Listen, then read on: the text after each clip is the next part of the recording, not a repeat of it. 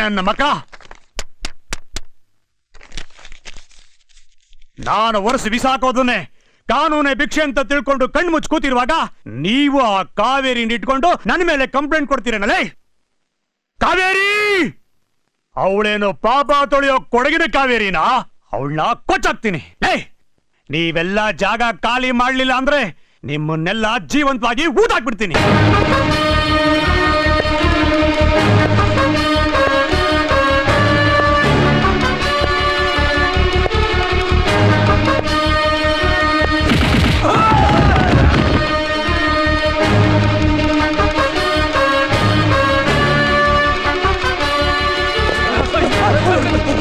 ಸೂರ್ಯ, ಏನಿದೆಲ್ಲ?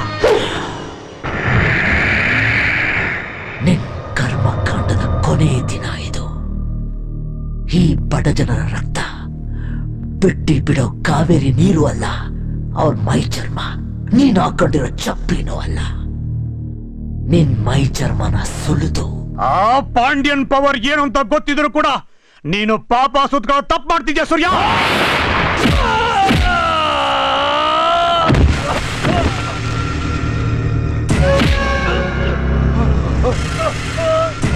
ಈ ಜನಕ್ಕೆ ಸುತ್ಕೊಂಡಿರೋ ಪಾಂಡ್ಯನ ಪಾಪನ ಕಿತ್ತಾಕ್ತೀನಿ.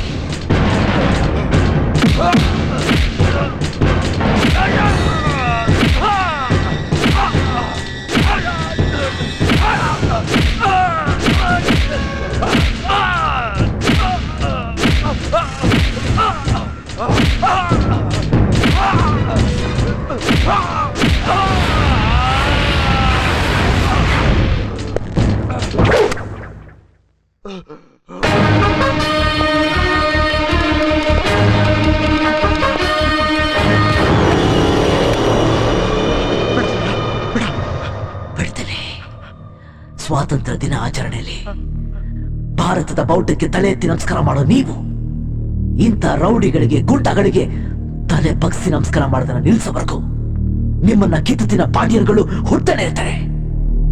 ನೀವು ಧೈರ್ಯವಾಗಿ ತಲೆ ಎತ್ತಬೇಕು ಅಂದ್ರೆ ಬೇಡ ಸೂರ್ಯ, ನನ್ ಕೊಲ್ಬೇಡ, ಬಿಟ್ಬಿಡು. ಹುಟ್ಟು ಸೂರ್ಯ ಬೆಳಕನ್ನು ಕೊಡ್ತಾನೆ, ಮೆಟ್ಟು ಈ ಸೂರ್ಯ.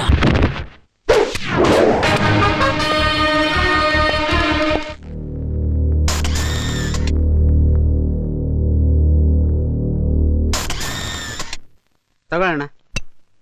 ಪಾಂಡ್ಯನ್ ಕೊಡ್ತಾ ಇದ್ದ ಸಾರಾಯಿಗೂ ತೋರ್ಸೋ ಪಿಗಾರಿಗೂ ಮೋಸ ಹೋಗಿ ಅವನು ಹೇಳಿದ ಎಲ್ಲಾ ಪಾಪದ ಕೆಲಸನೂ ಮಾಡ್ತಾ ಇದ್ವಿ.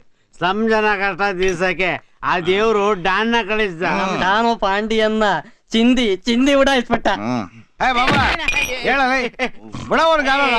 ನೋಡಿಲ್ಲ ಖುಷಿಗೆ ಒಂದ್ ಗಾಳ ಬಿಡೋಲ್ಲ.